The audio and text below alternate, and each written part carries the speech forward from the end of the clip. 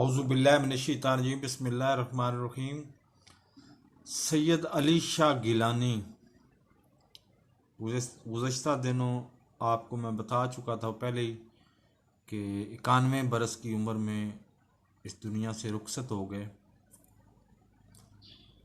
अब जो कुछ हमें निसाब में पढ़ाया गया है वही मैंने आपको बता दिया कि वो हुर्रियत पसंद रहनुमा थे और वो ये थे वो थे फलां थे। अब उन्हीं वही जो हमारे असातिज़ा हैं उनकी ज़बानों से जब अल्फाज निकल रहे हैं तो मैं इस चीज़ को और एक तीसरे चौथे एंगल से देखता हूँ।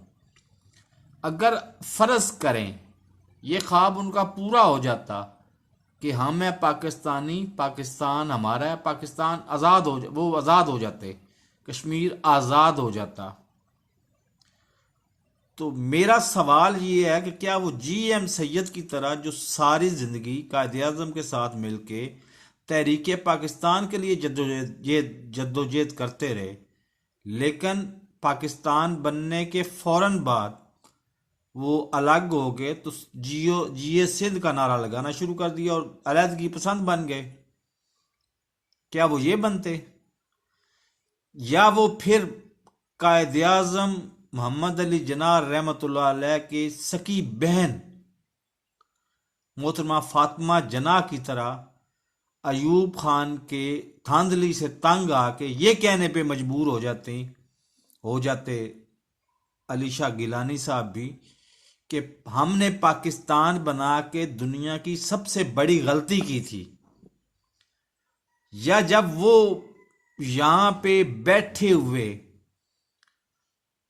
टोटल 75 साल में से 40 साल तक मुल्लाओं को जो सिरे से पाकिस्तान बनने के खिलाफ थे उनको मनसदे इक़्तिदार पे बैठे हुए देखते तो फिर वो उनके जज्बात क्या होते। बहुत बेहतर हुआ कि वो अपना ख्वाब अधूरा लेके ही इस दुनिया से रुखसत हो गए और बहुत इज्जत में रह गए। अल्लाह ताला उनकी ज़िंदगी दर्जात को बहुत बुलंद करे और उनके अगर ज़िंदगी में कभी कोई गुनाह किया हो तो गुनाहों को माफ़ करे और जन्नत में बहुत आला दर्जा अता फरमाए। वो बहुत अच्छे तरीके से रुखसत हो गए। मेरे चैनल को सब्सक्राइब करें, साथ लगे बेल आइकन को दबा के ऑल नोटिफिकेशन को ऑन कर दें ताकि मेरी हर नई आने वाली वीडियो को नोटिफिकेशन आपको बर वक्त मिलता रहे। अल्लाह हाफिज़।